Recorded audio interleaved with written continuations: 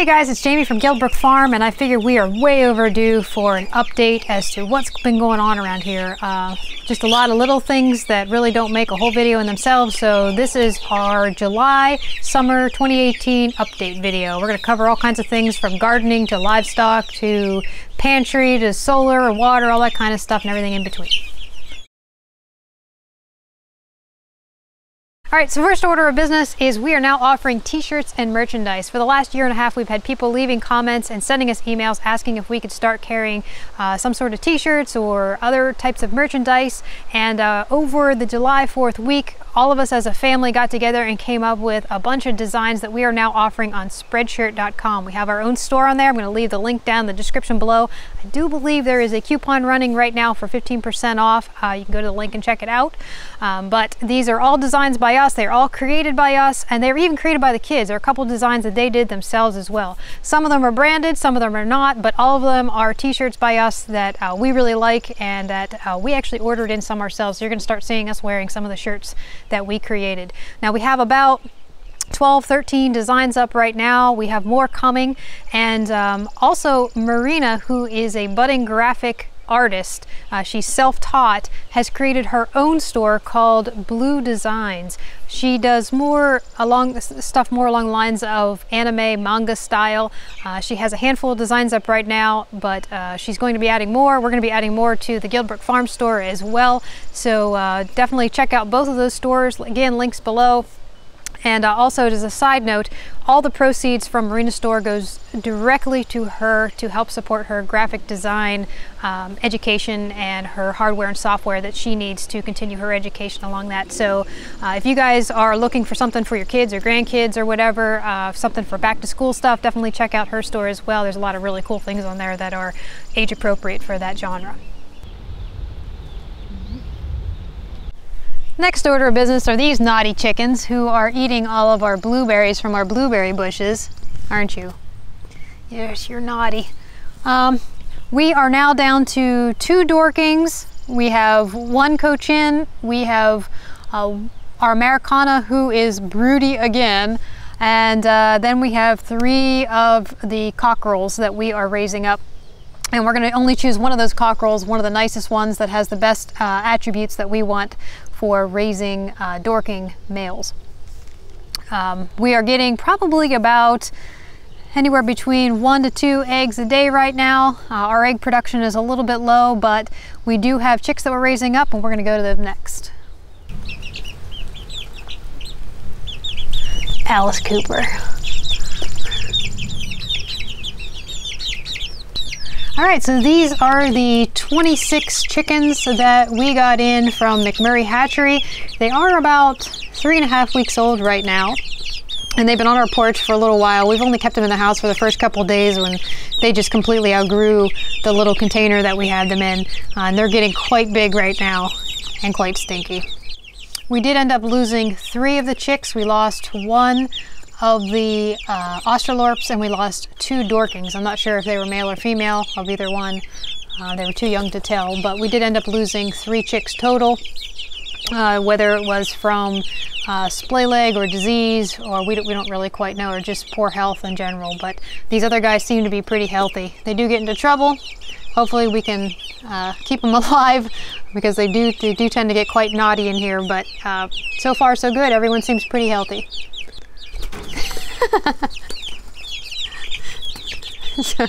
So now that we have 7 big chicks and 23 little chicks, we are going to need a bigger coop. So you're going to see that coming up soon, where Jeremy's going to build yet another temporary coop. Hopefully this one will be a little more dual purpose. So after we use it for here and we end up building a permanent coop, then we'll end up using this one either for a greenhouse, or we'll use it for meat birds.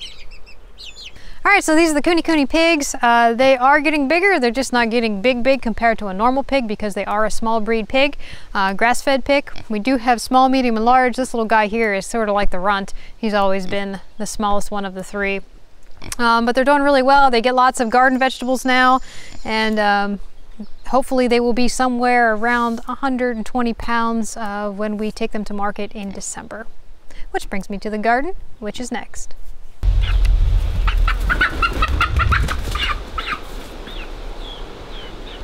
our garden is gardening. We did have some hardships with the garden, but we are now getting produce and we're super excited about it. This is the potatoes that we had harvested. We are doing garden sharing with a friend. If you guys are interested in knowing a little bit more about that, I'll leave a link to that video up there. But this is half of the potatoes and she got the other half. Here are some of the vegetables that we're getting. So we got some spring cabbage, we got some tomatoes coming in, we have some onions, some tons and tons of squash. We are growing white cucumbers and green beans, which I don't have because we just ate them all last night. The type that we are growing is called jade. It's a new type to me. I've never grown jade before. It's a bush bean, but I would highly recommend it. It's the only type I'm going to be growing from here on out because they are that good. They're more like a haricot vert, really long and skinny, and they just have an excellent flavor. If you guys are looking for a good green bean, definitely try the jade. They're definitely worth getting. Which leads me to my pantry. A lot of people have been asking about the pantry. We'll do a quick update on that. All right, so quick update on our pantry. For those of you guys that are new to the channel, we try to keep a 1-year prepper pantry.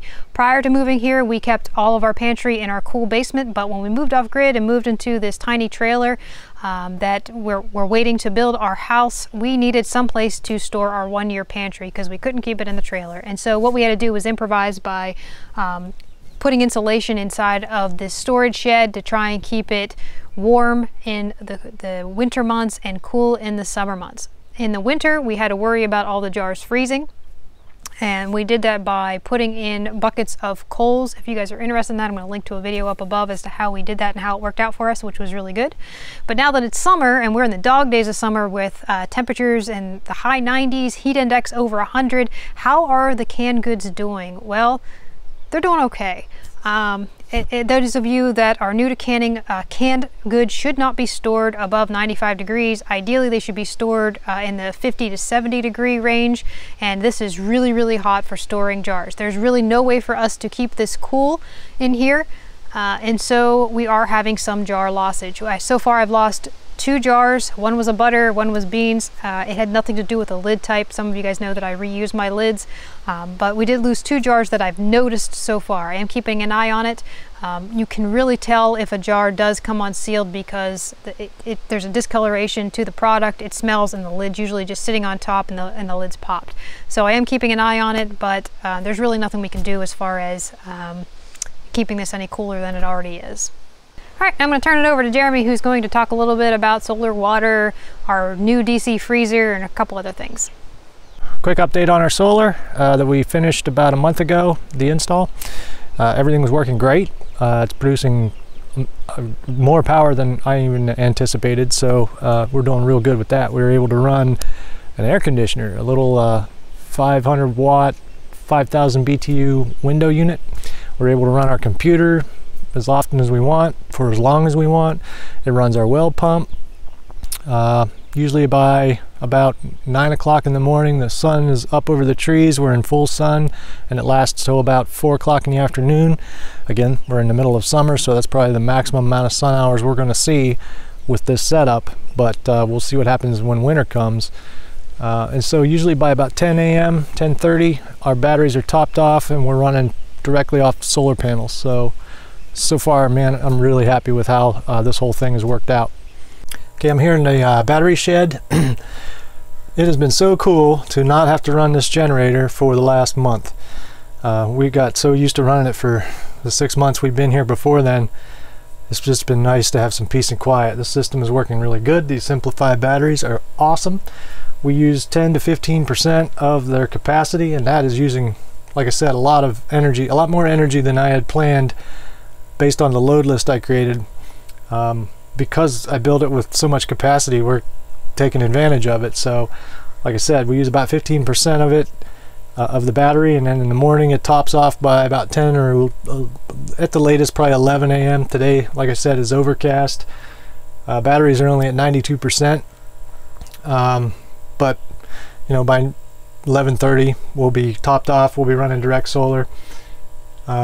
Update on this little inverter. If you don't know the story behind this whole installation, we did a little series on how we installed this whole system, and the inverter we ran into some problems with. We got a bad inverter from the dealer, and we're still waiting to get a refund from that. They repaired the original inverter, they put in 2 new boards, the service center returned the inverter to Magnum, and we're still waiting to hear on that refund. So my opinion of Magnum has not changed since the last video. However, this one has been performing very well. So I guess if you get a good one, they do work. Just hope that you don't have a problem and need to use customer service or warranty service for your Magnums. The classic controllers, 100% awesome. The first, again, if you didn't see the first set of videos, we ended up getting a bad classic with our original installation. We had this whole power center pre-wired and sent to us, and one of the classics was bad. They immediately swapped it out. It's been performing 100% since then. We're pushing, we're probably going through about 10 kilowatt hours a day, just because we can, and they're spot on, man, no problems.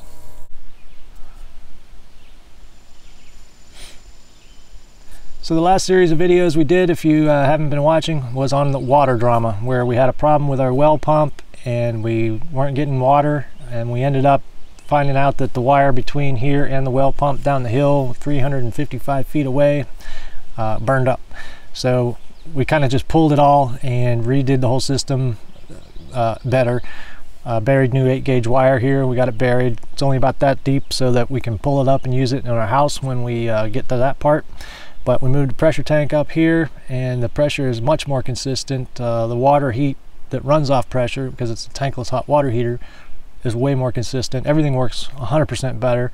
And then all I got to do now is just get a little sort of enclosure built around this and insulated, get that buttoned up, and we'll be good to go. So water, 100% better.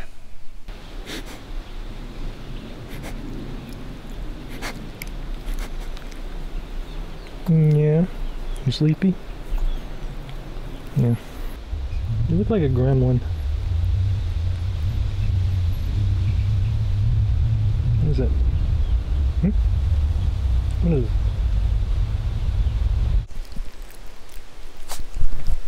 This is Kit Von Thunderpud the Terrible, because she's the terror. She's 13 weeks old and she's still being potty trained. She's doing very well. She likes green beans and carrots, and she likes her little squeaky bunny toys, and she likes to chew fingers and toes. So she'll be a good little rat dog. She'll go after mice and snakes and hopefully not baby chicks. But she's learning and she's doing good and she's cute and everybody loves her. Huh? Right? Quick update on the Sundancer DC freezer. It's been doing awesome. I got it rigged up to 4 6-volt batteries that we recycled from our old solar system, connected to a little charge controller that I had, and just old solar panels laying out in the yard. And I have it set to turn on at 7 a.m. and turn off at, I think, midnight, and it stays frozen all night.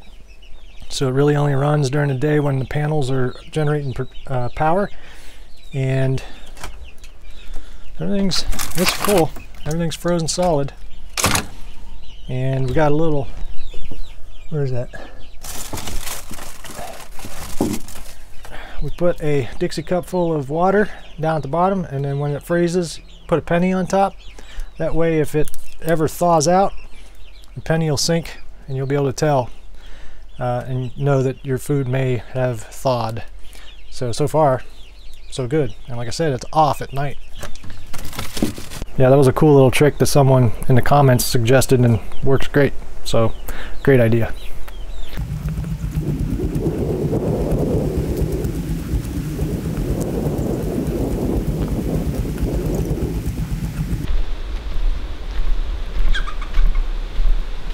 What are you doing down here?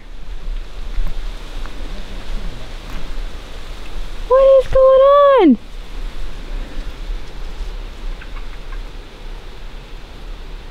What the heck?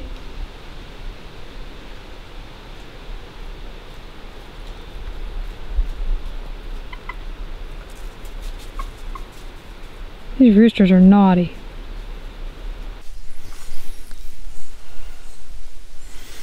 Quick update on the house progress. That is going to be a slow, steady journey.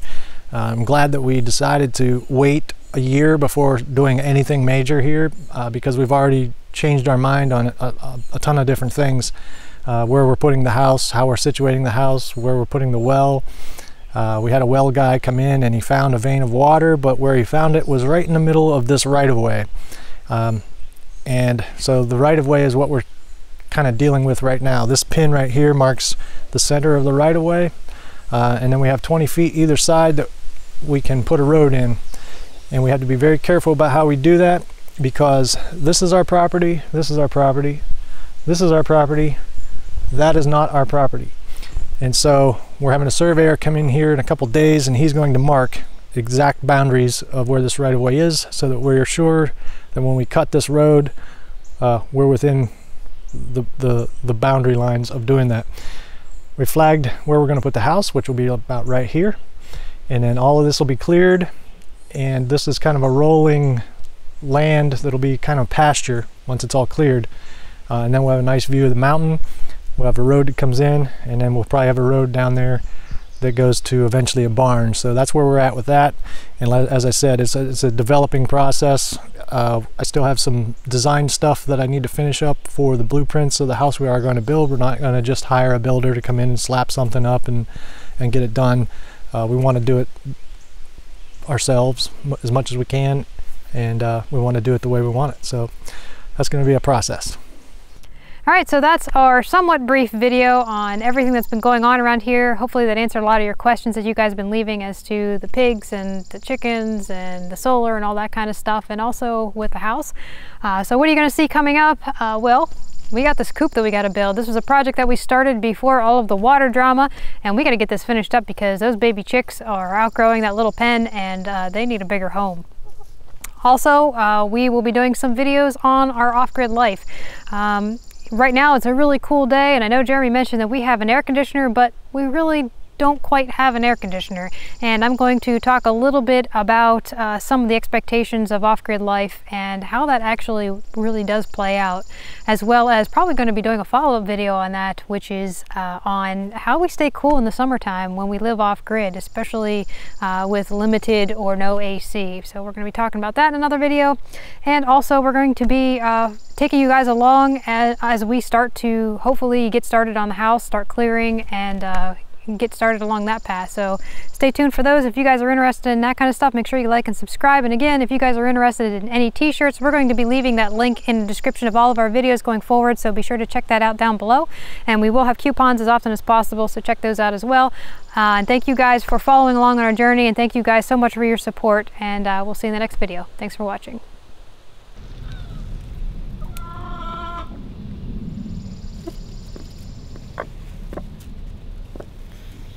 Good.